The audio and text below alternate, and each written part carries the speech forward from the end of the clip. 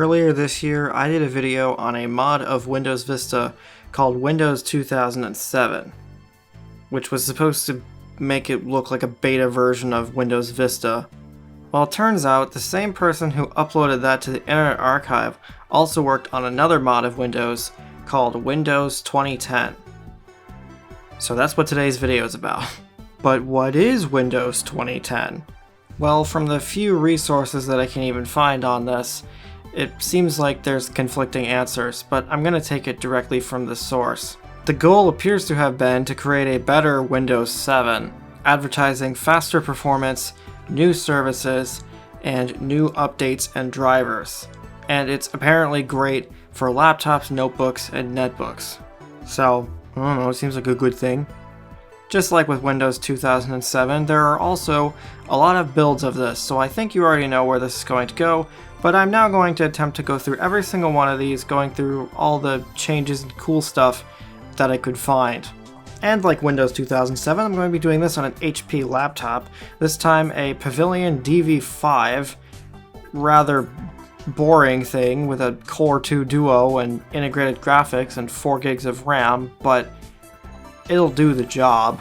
Like with Windows 2007, Windows 2010 appears to have started development in around mid-2019, but unlike 2007, this appears to have actually been completed. It had a finalized release in early 2021, but that's getting a bit ahead of ourselves. The earliest build I can find is 7085. According to the old website for this, it seems like there were even earlier builds than this that you used to be able to download, but all the links for those are dead. On the surface, it seems like nothing's changed until you launch the setup, where it's copying files that needed for the installation. Gonna assume that English probably isn't the primary language of the person that made this, which I'm not complaining about, it's not like I'm any better at English. Well, I assume it's one person. It's kind of hard to find any details on this. Since this is fairly early, there's not a lot of changes at first, other than the usual logo and text things being updated to Windows 2010, and some more of the text being changed. The logo on the logon screen has also been updated and it's off-centered, which is very good. But ignoring that, here we are at the desktop. Apparently this is codenamed Flight, which I didn't know about, but cool. Obviously there's a new wallpaper, of course. It's hard to describe, but it's kind of mimicking the Windows 7 beta sidebar thing and control panel. I don't think that made any sense, but anyway, it's a new wallpaper. There's also a new start orb, almost mimicking the beta one in Windows 8. There's a changelog on the desktop, which I guess is helpful for me since I have very little information on these. I guess it also goes without saying that the arrow theme is a bit different, also mimicking the Windows 8 beta style. Maybe that was what they were going for at first. There's also a feedback text document pointing you to their Discord server if there's any problems with this. I noticed things like the start menu have squared edges instead of the normal start menu in Windows 7. In the personalization section of Control Panel, the usual regional themes that would normally be locked away are now accessible out of the box without having to manually locate them. And the system sounds have also been updated, which wasn't picked up out of the box because my capture card kind of sucks. They appear to be a take on the normal Windows 7 sounds, which I'm not complaining about, except for the fact that in my ears, they were horribly loud and sounded like they were about ready to blow this computer's speakers to bits.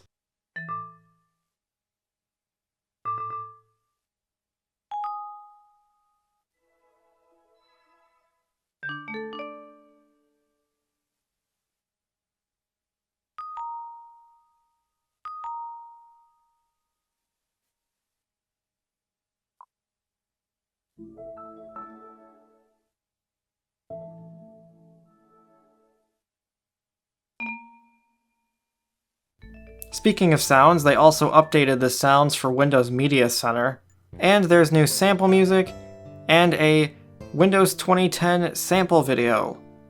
In the start menu, there's also a shortcut for the subsystem for Unix-based applications.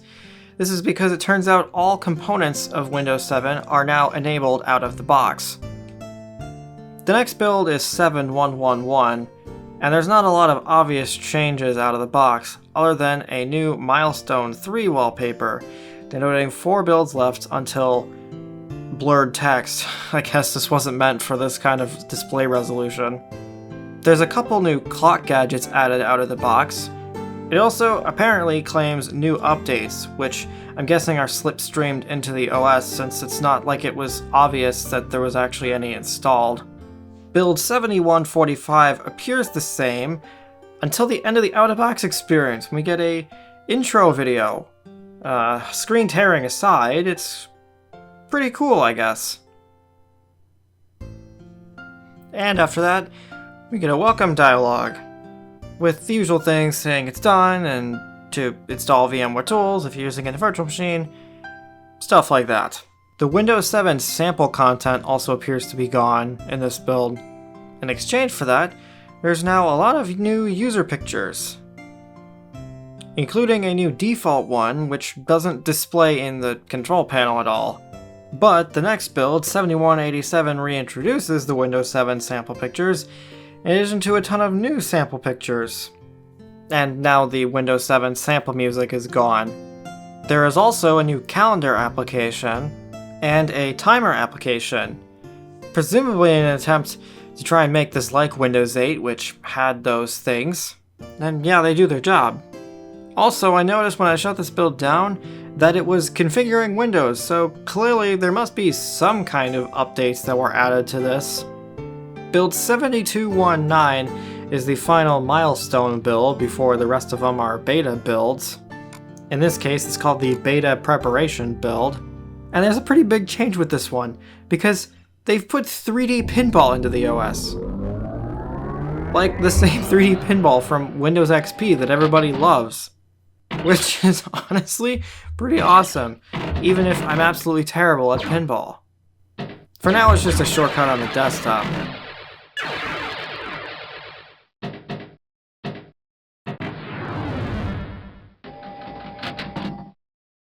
Less exciting is there's some new MIDI files in the media folder. This one called 4 PM, and another one called Take 5.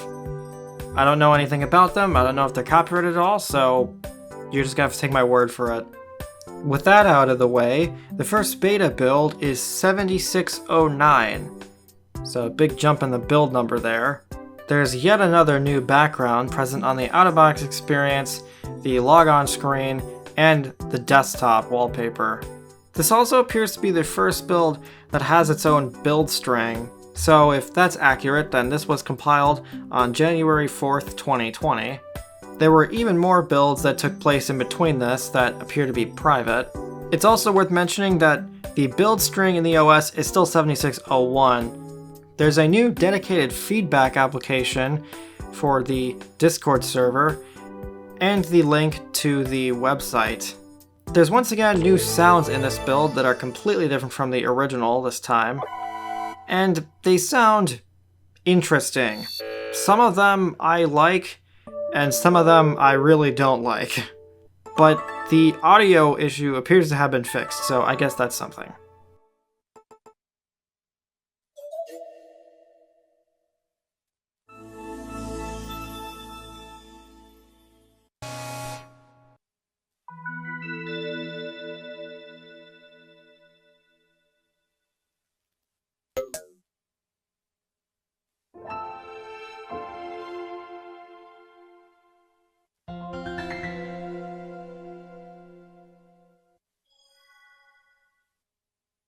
There's some new themes added in addition to the regional themes that were added before, and the Getting Started control panel applet has been updated a bit to reflect Windows 2010.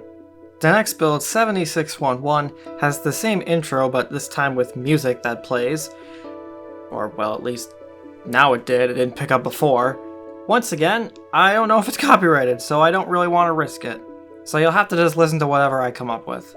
And there is more music that plays because there's a new setup application instead of the dialog box from before. Now with the ability to install programs. You get 3 options: Firefox, VLC, and Audacity. Or, well, VLC didn't really work, but the thought still counts. There's also the ability to install .NET Framework 4.8, including the offline installer if you don't have an internet connection, which doesn't work, and this important dialogue with some system beeps. Not really sure I'm supposed to be doing this. There's also a 30-day download evaluation, which expired March 3rd, 2020. I think I'm just a little bit late to that. Anyways, in Explorer, the navigation buttons are a bit different looking, and the details pane, whatever you want to call it, that's normally at the bottom of Explorer is now at the top, almost like Windows Longhorn. The included version of Firefox is version 72, which is consistent from when this build was made in February of 2020, but Audacity doesn't work, and VLC didn't even install. The next build, 7615, has a redesigned taskbar, and a new theme to go with it, which I can't really explain why, but I actually really like it. There's also a new blue highlight over things like right-click menus, and there's a new logon screen, also mimicking a Windows Longhorn thing, I think. Pinball is also in the game section of the start menu now. And there is now an alarm application, which I didn't test, but I assume it works. That details bar thing has also been updated, this time with the background from Office 2010, which I think fits given the rest of the blue accents. The next build, 7624, has a new setup background and a Windows 2010 logo that is not transparent at all. It also doesn't work, just giving me this error.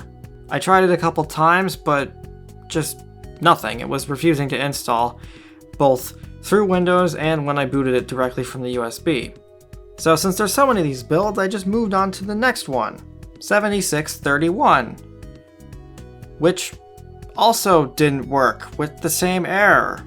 Third time's the charm though, because 7639 works just fine, so I don't know, maybe it's just something with this computer. A lot's happened between then, because now there's a new loading progress bar thing during the out-of-box experience. There's a new background, a new banner with the Windows 2010 logo. There's also a new intro video, which I didn't understand at first because the audio wasn't working, but after playing it back while editing this video, I realized it's supposed to mimic the Mac OS X Cheetah intro video. It uses the same music, which again, don't know if it's copyrighted, so you'll have to just take my word for it, but when you put it that way, it kind of makes sense. There's also a script that runs out of the box, creating the text files. That's a bit interesting. There's another intro video, and Microsoft Anna is now speaking all of the text in the setup application, which is an interesting choice. The buttons are also disabled for 25 seconds, which I don't quite understand since I can read a lot faster than that. VLC is no longer an option, presumably because it didn't work, and now instead you can install FooBar 2000 and Infra Recorder in addition to Firefox and Audacity. .NET Framework also still doesn't work. The Windows 2010 logo has also finally been centered. Good job! There's yet another default wallpaper, and another welcome thing that appears when you first log in. You can apparently watch a demonstration about Windows 2010. To do this, you have to launch it as an administrator. I'm not entirely sure why, I guess maybe to do with something it runs. Go to Start menu, All Programs, Windows 2010 Demonstration.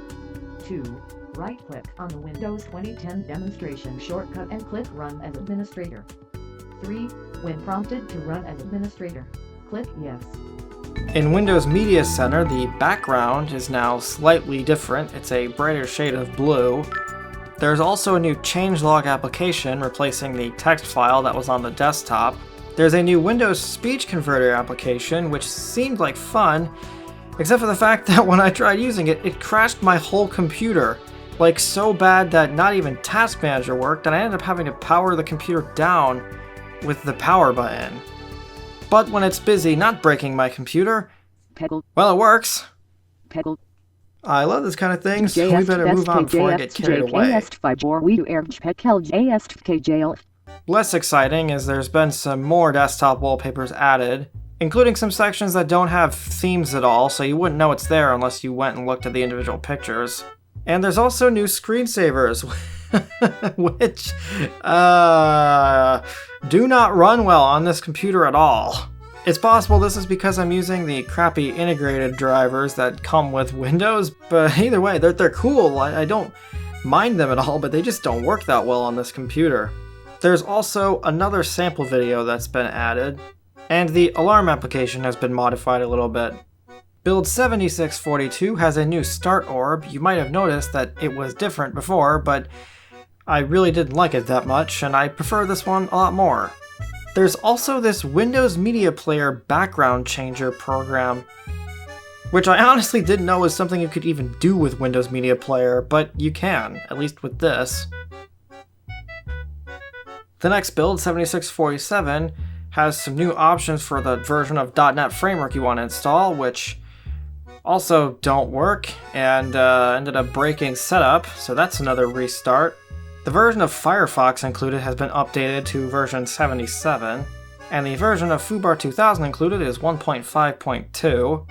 Audacity still doesn't work, and I hadn't even noticed, but InfraRecorder didn't even install properly because there's no shortcut. Another change with this build is that the progress bar and that little animation thing in the dialog for moving, copying, or deleting a file has been updated to be more blue, which goes along with the updated shade of blue in the Windows Media Center. And finally, the basic theme is now updated to Windows 2010 Basic.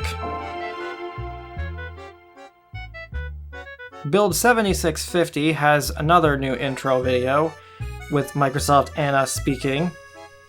And now .NET Framework is something you install after setup completes, rather than during the out-of-box experience. .NET Framework also installs now, at least version 4.5.2, so clearly that bit works. There's another new feedback application, and this About Windows application on the desktop. There's a couple more sample songs added, and in Explorer, that details bar has been moved back to the bottom like it is in Windows 7. At risk of sounding like a broken record, there's once again a new background in 7653, and this time you also get the option to install 7-zip and NVDA, a screen reader. You also get the option to install Windows Essentials 2012, which I think is fairly cool, except for the fact that you need .NET Framework, which is now something you install after setup is done. Yeah, you can go back and install it later, but it's still an interesting choice that it's here since it doesn't work. I'm guessing they were trying to make it work at least. There's a SoundScheme installer. You get a couple extra options, including the traditional Vista and 7 sounds, and this new SoundScheme called Crystalio. I'm almost certain that was not correct. I couldn't get the audio working on this build though. It seems like this really does not like my capture card very much. There's also another wallpaper that's been added to the alpha betas section of the backgrounds. Build 7655 removes the changelog and the feedback applications, so now it's down to me to find the stuff that's been changed, of which there really isn't a lot, as by this point it was in release candidate stage. So I'm just going to try and run through the remaining builds fairly quickly. 7660 has a new setup background. It also has a Windows 2010 logo during the out-of-box experience. Yet another new intro video in this build, which appears to have been the final. I still think this one was the best of them all. And after that intro video plays, another intro video plays. This time the screen reader program is gone, but 7-zip is still here. The option for Windows Essentials is gone, presumably because it didn't work. The desktop wallpaper has been updated to what would be the final one. I finally got my audio working, so here's a preview of those sounds.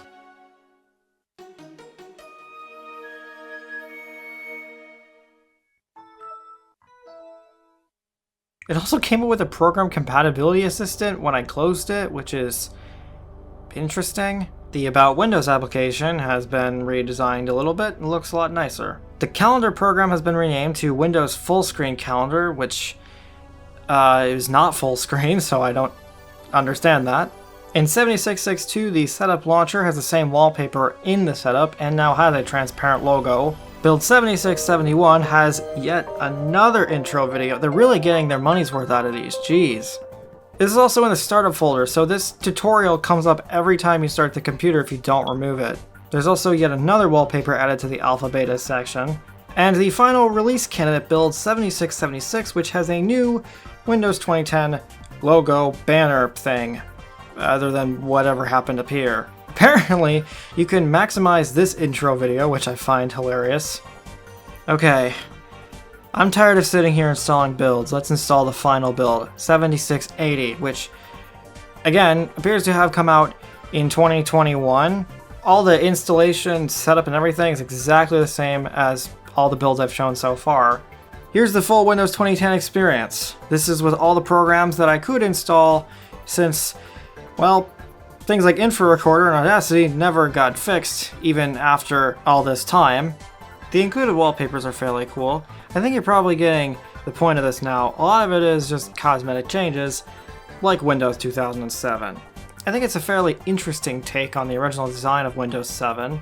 The inclusion of software, while not everyone's taste, for me personally, is something I don't mind because pretty much all of these programs I use, and some of the other applications that were directly made for it are interesting. And of course, since this is based on Windows 7, its compatibility is effectively the same. Any computer that has Windows 7 drivers will just work fine with this, like this computer. In the end, 20 of the 22 builds I have were able to install. Again, not really sure what happened with those other builds earlier. Now, at least in terms of the experience I had while filming this video, it isn't all positive. This seems to have been made with the actual intent of someone using it. I mean, the way it's marketed on this site and on the Internet Archive page would make it seem that way. Of course, I wouldn't actually recommend you use a modded version of Windows for obvious reasons, but given that Windows 7 is out of support anyway and hasn't received updates in years, I don't really think there's any more harm in using it over vanilla Windows 7. This is still a fairly vanilla installation of Windows 7, meaning if you were to run something like Windows Update, well, it's going to have a lot of things that it's going to want to install. Assuming there's not some weird identification issue going on at all, or files weren't modified, I'm going to assume that this just does not have nearly the amount of Windows updates that Windows 7 eventually received. But despite advertising security with new updates, you cannot update this at all, because three things will likely happen. Number one, it won't work. Number two, it will slow the computer down horribly. Or number three, it will start reverting bits of the OS back to vanilla Windows 7, kind of defeating the point. Of course, .NET Framework is included out of the box, and that does work fine, which does help a lot with software compatibility, but I wouldn't be shocked if things like Audacity aren't working, because this operating system is still, as far as I'm aware, very out of date. It's also worth mentioning, on this computer at least, despite advertising faster performance, this is actually really slow compared to Windows 7. Maybe this was designed for a much newer, more powerful system than a Core 2 Duo, I don't know, but at least on this computer it's not really a good first impression. And just all the intro videos and setup dialogues and tutorials and all the hand-holding in general just really feels more unnecessary than helpful. I feel like this could be a case of me just being the wrong person for this, but I feel like the kind of person that would know about this mod and want to install it would know how the taskbar works. There's several massive delays when it's loading things like these intro videos, and it really doesn't help the perception of this being a slow operating system. Still, I think I'm going to leave it on this computer. It's a fairly unique and interesting idea. And while a lot of Windows mods that are made are, let's be honest, usually not very good, I still think this is a better one, and I think it's clear that a lot of work and effort went into this.